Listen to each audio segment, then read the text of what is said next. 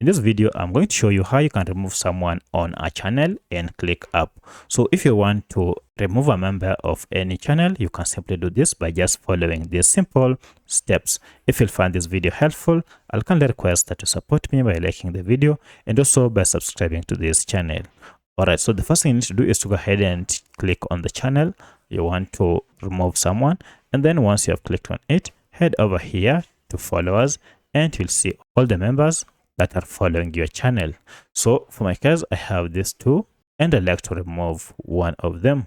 Now you have to remember that for you to be able to remove someone from a channel, you need to be an admin of that channel.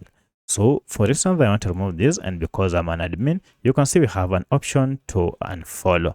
So if you click unfollow, now this person will be removed or will cease from being a member of this channel. So that's how you can remove members from a channel in ClickUp. If you have any other question, kindly let me know in the comment section. Otherwise, thanks for watching and let's meet in the next video.